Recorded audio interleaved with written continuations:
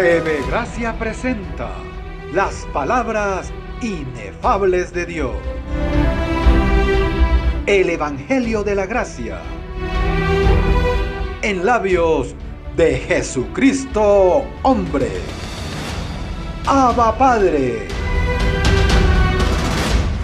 Hoy vamos a hablar el receso, un detenimiento que la iglesia tuvo. Siguió la iglesia, pero sin funcionar. Pero era iglesia, pero dejó de funcionar como iglesia. No obtuvo un miembro más. Así que vamos a verlo. Vamos a hacer un repaso donde lo dejamos la semana pasada. Primera carta a los Corintios, capítulo 1, verso 30. La iglesia comenzó de esta manera. El apóstol Pablo dijo en el verso 30, mas por él estáis vosotros en Cristo Jesús, el cual nos ha sido hecho por Dios, número 1, sabiduría, justificación, santificación y redención, para que, como está escrito, el que se gloría puede gloriarse, pero es en el Señor. Por eso nosotros nos gloriamos, pero es en el Señor que nos gloriamos, no en lo que nosotros hemos alcanzado por nuestros propios méritos. Así que así comenzó la iglesia y luego esto no se aceptó. Esto de que nos fue hecho santificación, redención, sabiduría, todo eso fue rechazado totalmente por causa de los apóstoles de la circuncisión. Y luego vino una profecía que se encuentra en Hechos capítulo 20 y ahí comienza el receso de la iglesia.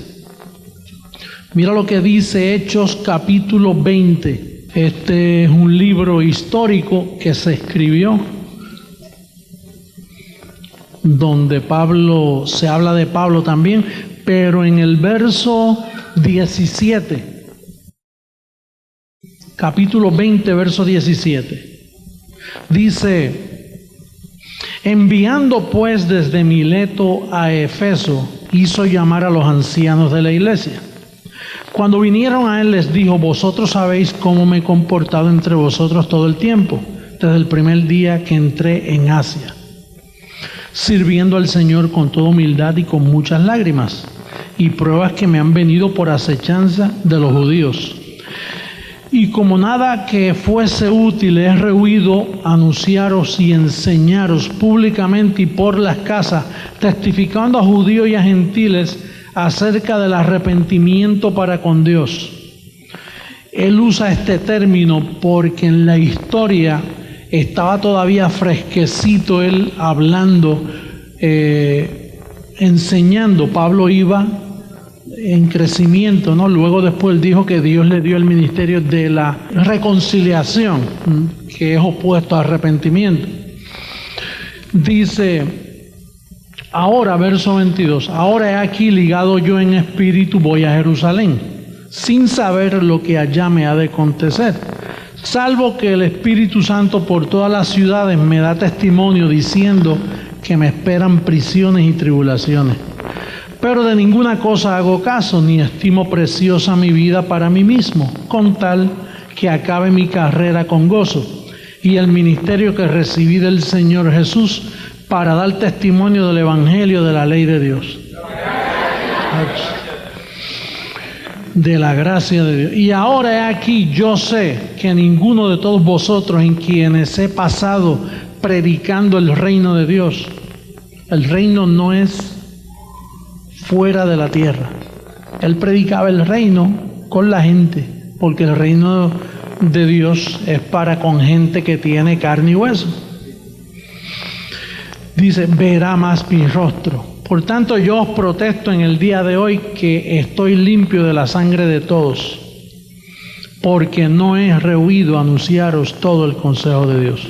Por tanto, mirad por vosotros y por todo el rebaño en que el Espíritu Santo os ha puesto por obispos para apacentar la iglesia del Señor, la cual Él ganó por su propia sangre. Porque yo sé, aquí está la profecía, esto es una profecía, yo sé que después de mi partida entrarán en medio de vosotros lobos rapaces, que no perdonarán al rebaño. Y de vosotros mismos se levantarán hombres que hablen cosas perversas para arrastrar tras sí a los discípulos.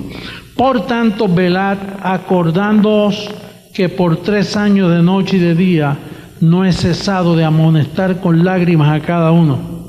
Ahora, hermanos, os encomiendo a Dios y a la palabra de su gracia, que tiene poder para no edificar, sino sobre edificaros y daros herencia con todos los santificados. Ni plata, ni oro, ni vestido de nadie he codiciado. Antes vosotros sabéis que para lo que me ha sido necesario a mí y a los que están conmigo, estas manos me han servido, en todos enseñando que trabajando así se debe ayudar a los necesitados y recordar las palabras del Señor Jesús, que dijo: más bienaventurado es dar que recibir. Cuando hubo dicho estas cosas, se puso de rodillas y oró con todos ellos. Entonces hubo gran llanto de todos, y echándose al cuello de Pablo le besaban, doliéndose en gran manera por la palabra que dijo, de que no vería más su rostro, y le acompañaron al barco. Esta es la historia de un hombre que Dios escoge para escribir un fundamento, y por más que trabaja y trabaja y trabaja, no logra alcanzar nada. No podía convencer a nadie. Y después que él lo que había edificado, lo que tenía, después viene y dice: yo sé, después de mi partida, si yo parto, se acaba la gracia. Una vez el apóstol sale, se acaba la gracia. No se puede predicar más gracia, porque eso es un don que lo capacitó solo para pensar en eso, en la gracia. Y de hecho aquí dice: ni oro ni plata, hasta con las manos yo he trabajado. Aunque por otro lado, él dice que tú no le puedes poner bozal al buey que trilla. Es honesto que él viviera del altar. Lo que sucede es que tenía tanta persecución que todo el dinero que entraba se lo llevaban los apóstoles de la circuncisión. Entonces él tenía que trabajar con sus manos para mantener a los que estaban con él, porque él tenía un grupo de personas. Ahora, aquí nos dice y nos habla bien claro que la razón por la cual estamos entendiendo la gracia ahora era porque él mismo profetizó que después de su partida no se iba a predicar más la verdad. Dice que de ellos mismos entrarían lobos rapaces que no perdonarían al rebaño y que los esclavizarían, iban a esclavizar a la iglesia. Por eso, si usted nota en Gálatas, busque a Gálatas capítulo 2 para que usted vea cómo ellos esclavizaban y no perdonaban al rebaño y de dónde venían los que hacían este trabajo.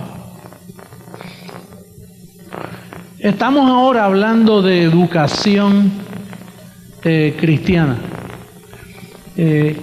Con esta educación no hay mucha emoción, sino que hay información, pero te va a ayudar para que no te engañen, para que tú sepas la historia. Una vez tú tienes conocimiento de la historia, tu fe está más anclada, está más cimentada el por qué existe un ministerio como este hoy. Ahora, en Gálatas capítulo 2, mira cómo dice el apóstol en el verso 4, mira cómo dice: y esto a pesar de los falsos hermanos introducidos a escondidas, que entraban para espiar nuestra libertad que tenemos en Cristo Jesús, para reducirnos ¿a qué? A los cuales ni por un momento accedimos a someternos, para que la verdad del Evangelio permaneciese con vosotros. Pero de los que tenían reputación de ser algo, lo que hayan sido en otro tiempo, nada me importa. Dios no hace acepción de personas. A mí pues los de reputación, nada que. O sea, Pablo nos está dando aquí las evidencias de dónde sale el engaño. Los que venían de dónde? De Jerusalén. ¿Y a qué venían? A espiar la libertad que tenemos en Cristo Jesús. Usted nunca venga aquí a espiar nada. Porque el que espía en medio de un ambiente como el nuestro es para reducir esclavitud. Aquí cada uno lleva su propia carga. El apóstol Pablo predicaba la libertad gloriosa, pero de Jerusalén los apóstoles escuchaban. Oye, ¿qué es lo que enseña el apóstol ese? Oye, se parece a nosotros hoy, ¿verdad? Que por ahí preguntan, ¿y qué es lo que te enseñan ahí? Si ahí no te prohíben, si ahí no te dan mandamientos, ¿cuáles son los requisitos de membresía? Los requisitos de membresía es ser escogido, creer, sellado con el Evangelio, el Espíritu Santo de la promesa. Pero por causa del daño que tenían los apóstoles en su mente por causa de Moisés, ellos enviaban creyentes a escondidas.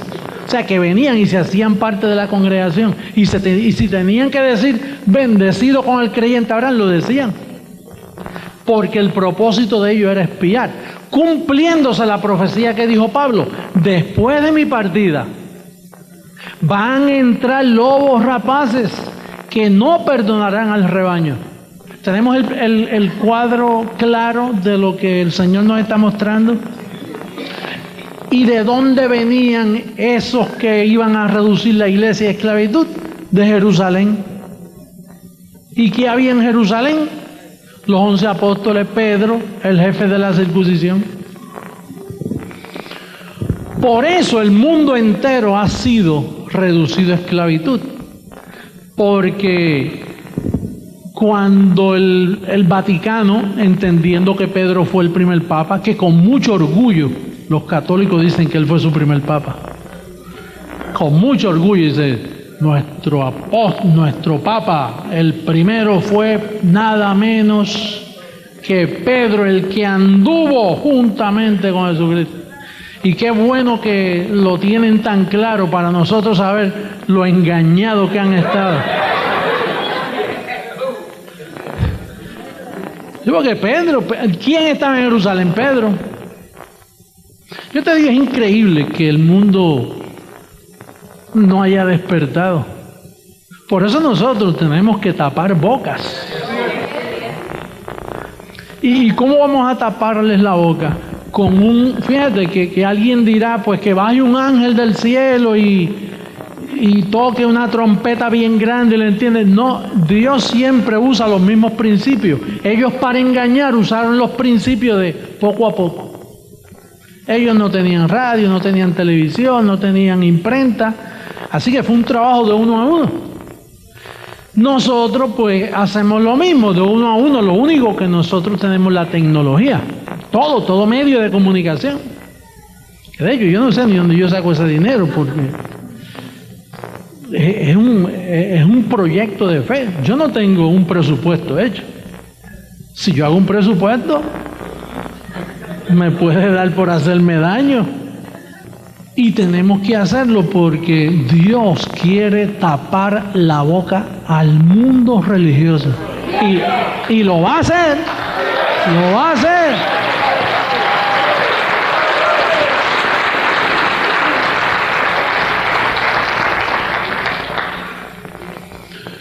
Por eso la gente no entiende la división que nosotros hacemos de las 14 epístolas de Pablo. Porque las 14 epístolas de Pablo, ahí Satanás está derrotado. Ahí no hay pecado. Ahí no hay temor. No hay maldición. No hay engaño.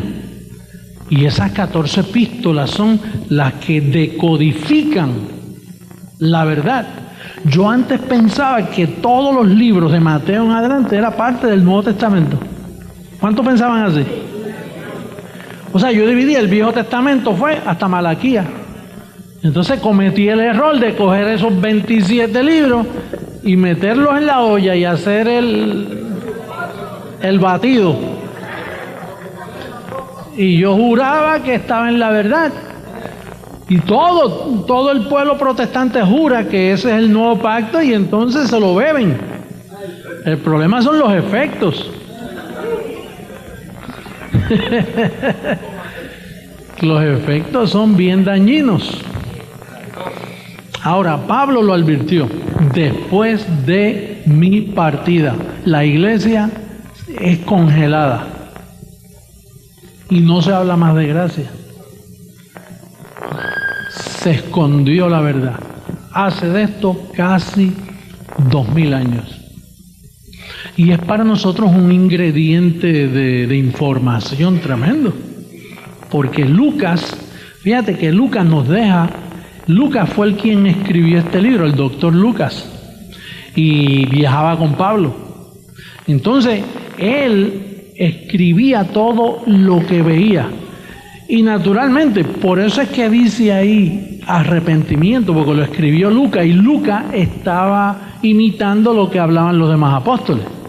Pablo, cuando escribe, dice: no, el ministerio que se me dio fue de reconciliación. Pero cuando Lucas escribe, él dice: bueno, aquí todo el mundo se está arrepintiendo, así que va a meter. Y escribía como podía, pero él no fracasó en dejarnos la información escondida. Todo esto está escondidito por ahí. Fíjate la condición de ellos. Vamos a Hechos de nuevo. Capítulo 21, en vez del 20, porque eso, en el 20 está la profecía de que la iglesia iba a ser engañada. Entonces, en Gálatas nos dice que de Jerusalén venían falsos hermanos para reducirnos a esclavitud. Pero en el próximo capítulo, Lucas nos da más evidencia. Mira lo que dice el verso 17, 21-17. Cuando llegamos a ¿dónde? Y entonces dice aquí en el verso 17, cuando llegamos a Jerusalén, los hermanos nos recibieron con gozo. Quiere decir que ya le llamaban hermanos. Eran convertidos. Y entonces mira quiénes estaban, mira quiénes estaban reunidos allí. Y al día siguiente Pablo entró con nosotros a ver a quién. Ese es Santiago, el hermano de Jesús de Nazaret personal, hijo de María. Pesó 7 libras cuando nació.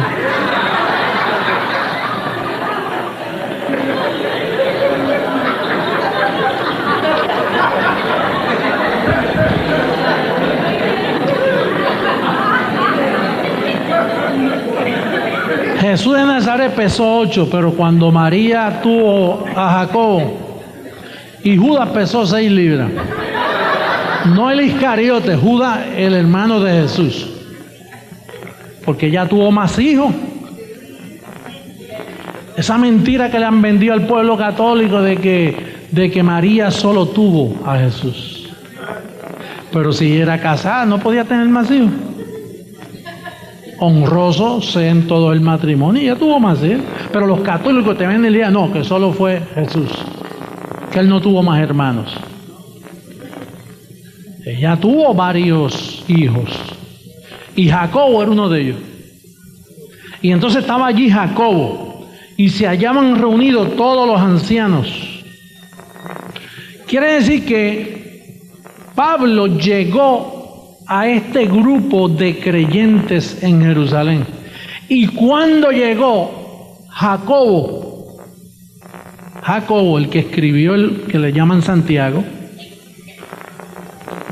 que era el vicepresidente, el asistente de la circuncisión. A Pedro se le encomendó el evangelio de la circuncisión y Jacobo era el asistente.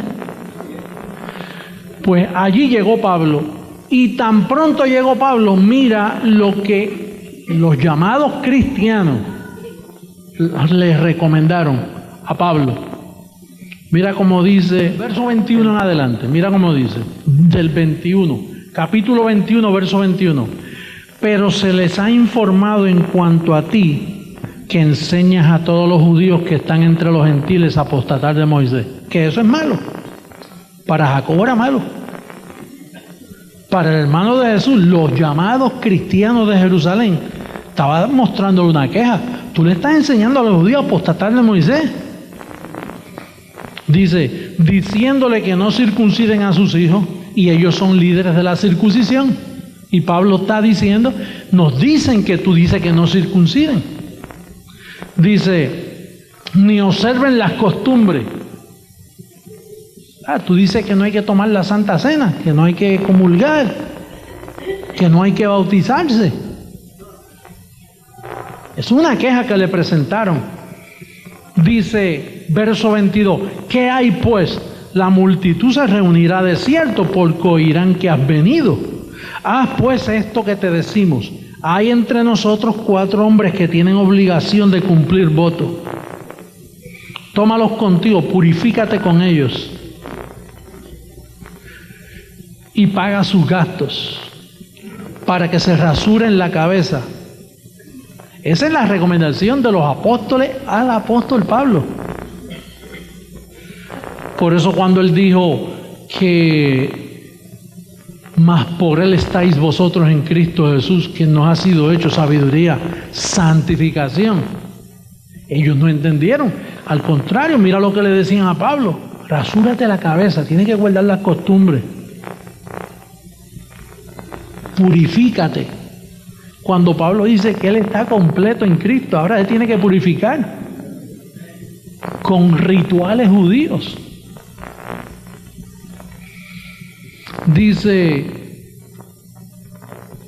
tómalos contigo, purifícate con ellos y paga sus gastos. Oye, cobran por esas cosas, ¿viste? Es como para bautizar al niño que cobran, ¿verdad? Para que se rasuren la cabeza, y todos comprenderán que no hay nada de lo que se les informó acerca de ti, sino que tú también andas ordenadamente guardando la gracia. ¿Guardando qué? ¿Tú sabes lo que hablar le decía a Pablo? Pero eso es una vergüenza lo que le hicieron a Pablo. Decirle para que todos piensen que tú andas ordenadamente guardando la ley. Y es una vergüenza para este montón de hispanos que están cayendo en el judaísmo de los grupos mesiánicos. Entonces tienen un individuo que empieza a leer apellidos. Si tú eres Torres con S y no con Z, posiblemente tú eres de la tribu de Benjamín. O si tú eres Hernández, o si tú eres empiezan a coger nombre para judaizar. Y hay gente por ahí que están tan vacíos y no están definidos en su vida que dicen, oye, un buen cambio me viene bien, ahora soy judío.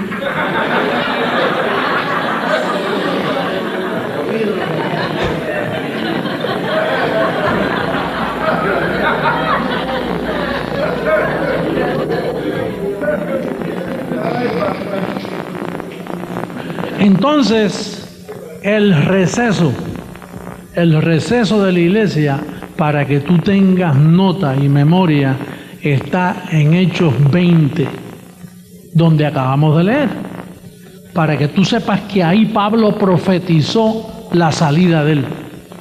Que él ahí terminó, ahí la iglesia terminó. Fueron engañados, fueron reducidos a esclavitud. Así que si tú vienes yendo a una iglesia por muchos años, tú has venido perdiendo el tiempo. Porque no había iglesia. Los católicos no son cristianos. ¿Quién te dijo a ti que un católico es cristiano? Los bautistas no son cristianos. Los pentecostales menos. Los mormones, esos no son cristianos. Testigos de Jehová. No habían cristianos. La iglesia cesó. Pablo lo profetizó. Entrarán lobos rapaces. Entonces, el comienzo de la iglesia está en 1 Corintios 3:10. Ahí reabre la iglesia. Dios se profetiza de que la iglesia iba a abrir. 1 Corintios 3:10.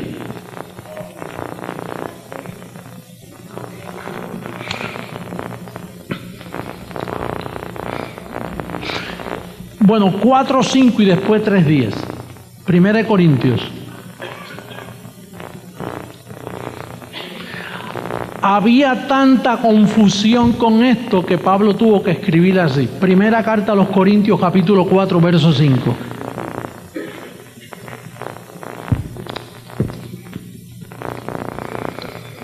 Así que, ahí estamos todos. Así que, no juzguéis nada antes de tiempo. Había confusión. Se regó de que Pablo profetizó, de que había algo malo, de que habían matado a Pablo, porque ellos no solo le dieron dificultad, sino que lo mataron. Los 11 apóstoles que quedaron, incluyendo a Matías, que ahora dio un criminal, no sé, ellos planificaron matar a Pablo y lo mataron. Y eso ponía en duda muchas cosas, porque decían, bueno, ¿y en qué pasamos? Pablo dice, no juzguen antes de tiempo. Va a llegar un tiempo en la historia donde se va a juzgar todo. Y mira lo que dice, así que no juzguéis nada antes de tiempo, hasta que venga el Señor, el cual aclarará también lo oculto. ¿De qué? Porque tiniebla fue lo que entró a la iglesia. A reducirlo a esclavitud hubo tinieblas, que nadie conocía la verdad. Dice, el cual aclarará también lo oculto de las tinieblas y manifestará las intenciones de las mentes, de los corazones. Y entonces cada uno recibirá su alabanza de Dios. Quiere decir que toda esa duda de 2000 años, cuando el Señor viniera con un ministerio como este para aclarar. ¿Qué yo hago esta noche? Aclarando cosas que no se habían aclarado. Por eso entendemos que este ministerio es la venida del Señor en información, porque hay diferentes etapas de esa venida: información, transformación. Y luego esto Isaías lo profetizó también. Pero vamos a 1 Corintios 3:10. Mira lo que dice el verso 10. Ahí mismito dice: conforme a la gracia de Dios que me ha sido dada, yo como perito arquitecto puse el fundamento. Quiere decir que los apóstoles no pusieron ningún fundamento. Porque si ellos hablaban de Cristo, y ahora Pablo, que llega después, dice: yo como perito arquitecto puse el fundamento, el cual es Jesucristo. Entonces, yo me imagino que algún amigo de Pablo hubiera dicho: te olvidaste de Pedro. Yo estoy seguro que él le hubiera dicho: ¿qué es Pedro? Si ese hombre no ha puesto nada aquí, al contrario, eso es lo que hace engañando. Porque él apareció como un abortivo. Ya los apóstoles trabajaron y habían evangelizado su evangelio falso por toda Asia. Pero entonces después que Pablo aparece después, dice: bueno, yo soy el perito arquitecto. Yo puse el fundamento. Fíjate, él no dice yo puse la iglesia. Él no pudo levantar la iglesia. Él lo que dejó fue el fundamento de la iglesia. Y entonces profetiza entonces de mí. Dice: y otro edifica encima, pero cada uno mire cómo sobreedifica. Si yo tengo un montón de líderes a nivel mundial y a nivel local que ellos miran, ellos no se atreven a edificar, ellos sobreedifican y miran con mucho cuidado cómo sobreedifican. Por eso cuando ellos se paran aquí y hablan, ellos están sobreedificando.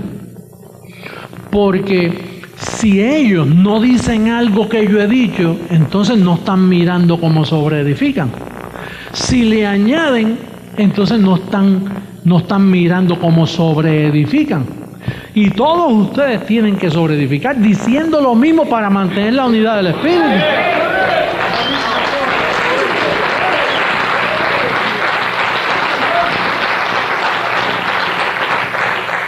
O sea que aquí no es como esas sinagogas por ahí que cada uno tiene su revelación. El maestro de escuela dominical tiene una revelación, la otra tuvo un sueño, el otro tuvo una revelación, tuvo profecía, y todos están, cada uno por su camino. Aquí esa ley, eso no se puede violar aquí. Aquí usted no tiene opinión ni voto. Aquí usted no puede opinar en forma de pregunta. Pero eso de que Dios le habla a usted está equivocado. Dios no le habla, Dios nunca viola sus principios. Si Dios te habla a ti, aparte de mí, Dios está violando un principio, porque entonces cuando yo hablo, que yo quedo mal. Y al que le habló queda mal también, porque entonces aparecen dos, no, me habló a mí, no, me habló a mí. ¿Pero en qué quedamos? ¿Dónde está la unidad del Espíritu? Dios puede darte advertencia de tu vida personal. Y Él te habla, mira, esto es así, mira. Pero hablarte doctrinal no puede, porque Él viola un principio.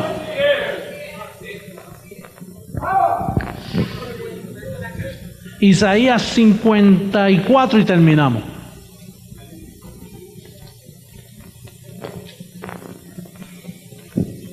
A veces yo recibo cartas internacionales, mire, apóstol. Y me dan recomendaciones y tienen sus revelaciones personales y todo. Y yo por cortesía y proceder, pues yo, tú sabes, le digo, y envíale una cartita de recibir su carta, que la leí, que siga adelante y siga creciendo en gracia. Imagínate qué puedo hacer yo.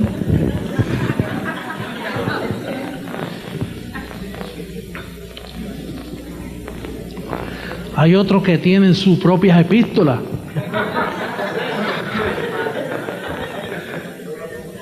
Y juran que Dios les habló. Pero nada, no concuerda. Tarde o temprano uno lo mira así. Eso no se puede. Está fuera del fundamento. 54, verso 1 al 17. Esto es una profecía. Está hablando aquí de Sara. Está hablando bendecidos con el creyente Abraham. Está hablando de Sara porque Sara era estéril y se le dijo, regocíjate tú estéril, tú la que no das a luz, porque vas a tener muchos hijos. Mira cómo dice, regocíjate, oh estéril, la que no daba a luz, levanta canción y da voces de júbilo, la que nunca estuvo de parto, porque más son los hijos de la desamparada que los de la casada. Ha dicho el Señor, ensancha el sitio de tu tienda y las cortinas de tus habitaciones sean extendidas. No seas escasa, alarga tus cuerdas y refuerza tus estacas, porque te extenderás a la mano derecha y a la mano izquierda, y tu descendencia heredará. Está hablando de estos tiempos, porque las naciones para ese tiempo era un puñado de gente que había por allí. Heredará la nación, habitará las ciudades asoladas. No temas, pues no serás confundida. Está hablando aquí de la iglesia.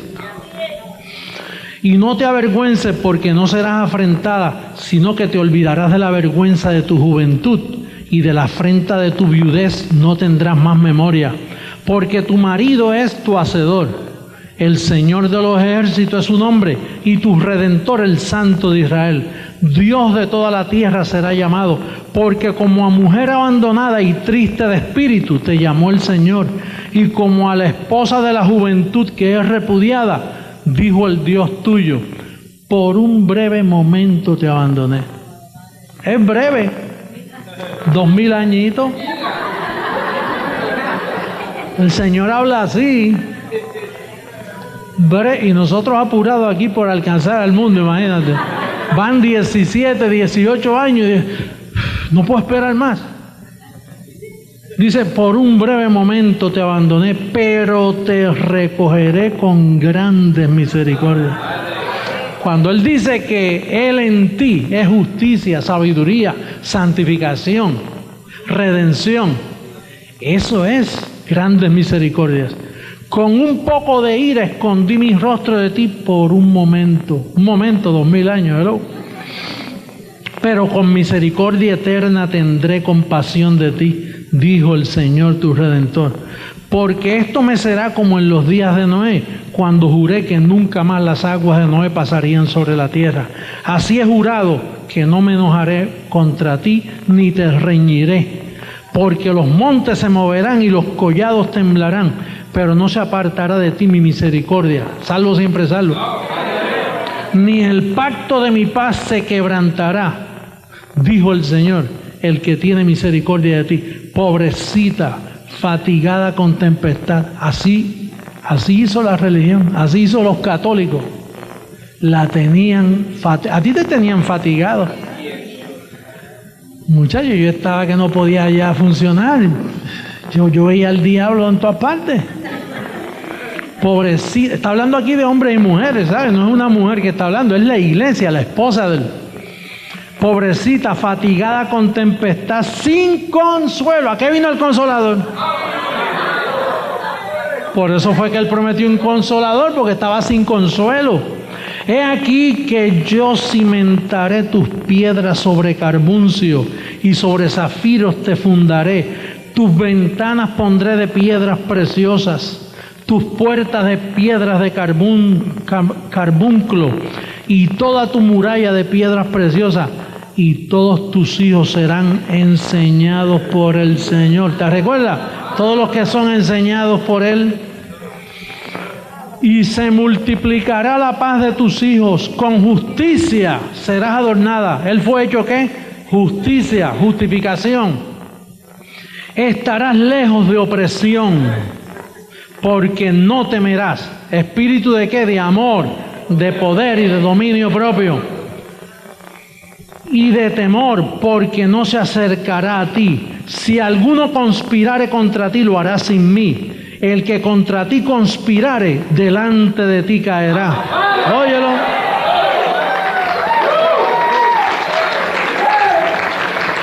He aquí que yo hice al herrero que sopla las ascuas en el fuego y que saca la herramienta para su obra.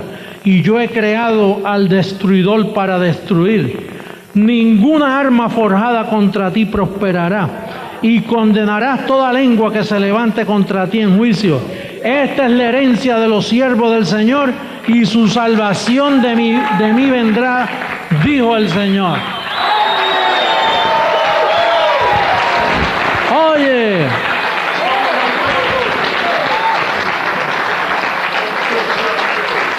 la iglesia comenzó. La iglesia cesó y la iglesia reabrió sus puertas. Existe la iglesia del Señor. He aquí la iglesia del Señor. Ustedes, vamos a estar en pie. Saluda a tu hermano. Llámale iglesia a tu hermano. Dile, tú eres la iglesia del Señor.